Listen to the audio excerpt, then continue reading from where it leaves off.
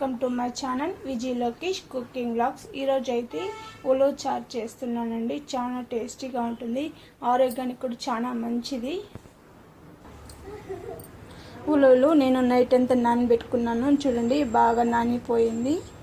ఒక 2-3 సార్లు బాగా కడిగి రాత్రి అంతా ఓవర్ నైట్ నానబెట్టుకున్నాను.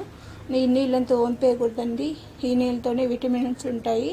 ఈ నీళ్ళతోనే మనము ఉలవ చారు చేస్తున్నాము. కుక్కర్ తీసుకున్నానండి. కుక్కర్లోకి మనం నానబెట్టుకున్న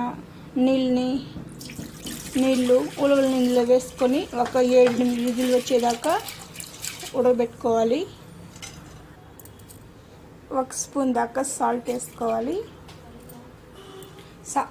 సాల్ట్ వేసుకున్న తర్వాత మనము కుక్కర్ మూత పెట్టుకొని ఉడకబెట్టుకోవాలండి. ఒక 7-8 విజిల్ వచ్చేదాకా ఉడకబెట్టుకోవాలి.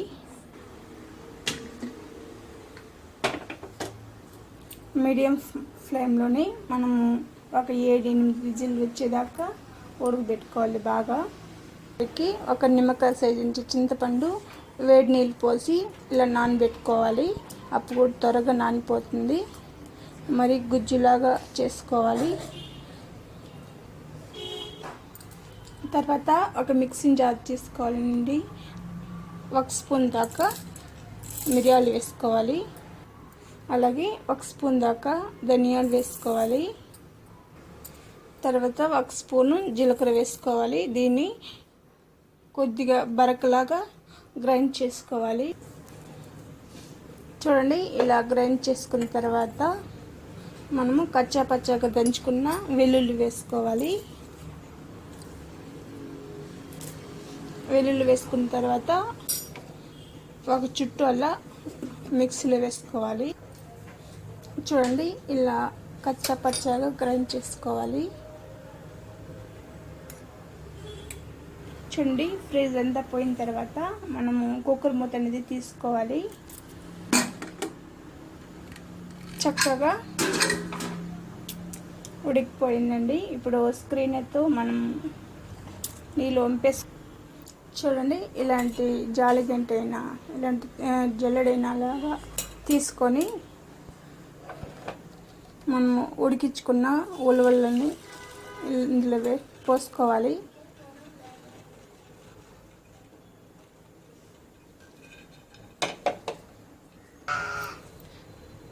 ఇలా ఈ ఉల్లని ఇలా అంటే నీళ్ళంతా కిందికి వెళ్ళిపోతుంది.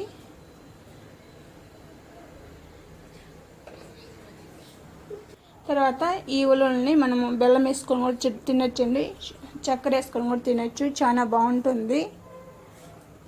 చూడండి, నీళ్ళంతా వంపేసుకున్నాము. తర్వాత మనము చింతపండు గుజ్జులాగా చేసి పెట్టుకున్నాను.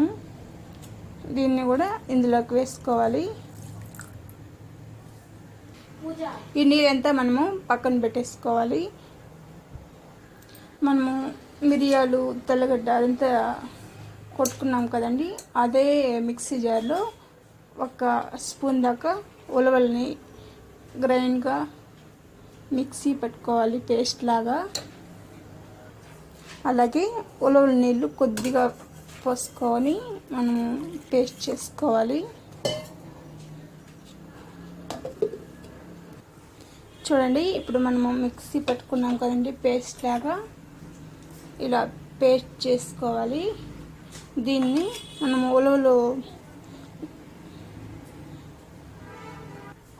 ఈ ఉలవల వాటర్లోకి వేసుకోవాలి.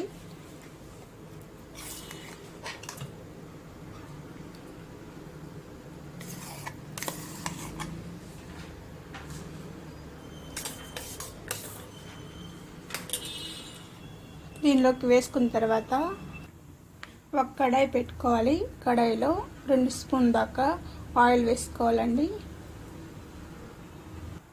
అలాగే ఇందులోకి 1 స్పూన్ దాకా మినపప్పు వేసుకోవాలి. 1 స్పూన్ దాకా ఆవాలు వేసుకోవాలండి. అలాగే 1 స్పూన్ దాకా జీలకర్ర వేసుకున్న తర్వాత ఒకసారి ఫ్రై చేసుకోవాలి.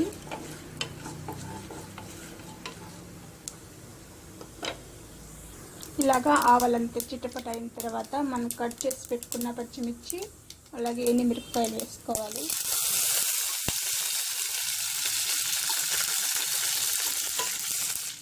అలాగే సన్నగా కట్ చేసి పెట్టుకున్న ఆనియన్ వేసుకోవాలి.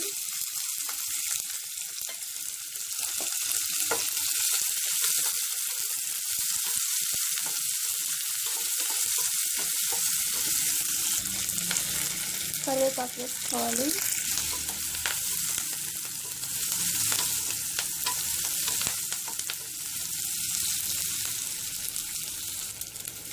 చూడండి, వెల్లుల్లి అంతా ఆనియన్ అంతా ఫ్రై అయిన తర్వాత మనం సన్నగా కట్ చేసుకున్న టమాటో వేసుకోవాలి.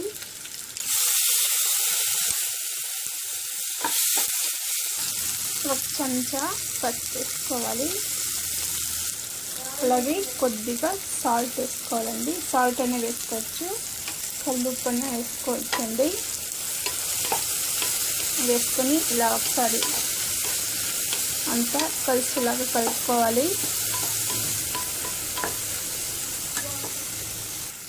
టమోటా అంతా బాగా మగ్గిన తర్వాత మనము గ్రైండ్ చేసుకున్న జీలకర్ర మిరియాలు ఇందులో వేసుకోవాలి. ఇందులో వేసుకున్న తర్వాత ఒకసారి ఇలా కలుపుకోవాలి. 1 స్పూన్ దాకా ధనియా పౌడర్, 1 స్పూన్ దాకా కారం వేసుకోవాలి.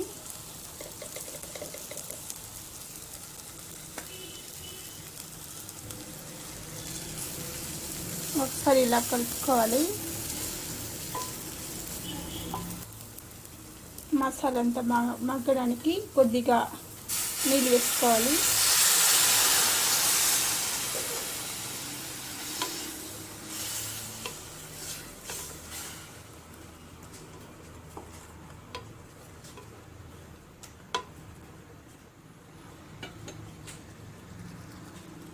ఇది ఒక 2 నిమిషాలు అలా కాగిన తర్వాత మనము కలిపెట్టుకున్న రసం ఇందులో వేసుకోవాలి.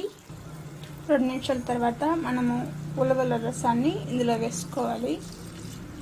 ఇందులో పోసుకోవాలి. ఇలా అండి, ఉలవ చారు అయితే చాలా ఆరోగ్యకరమైన రుచికరమైన ఉలవ చారు రెడీ అయిపోయిందండి. ఒక స్టవ్ ఆఫ్ చేసేసి గార్నిష్కి కొత్తిమీర వేసుకోవాలి.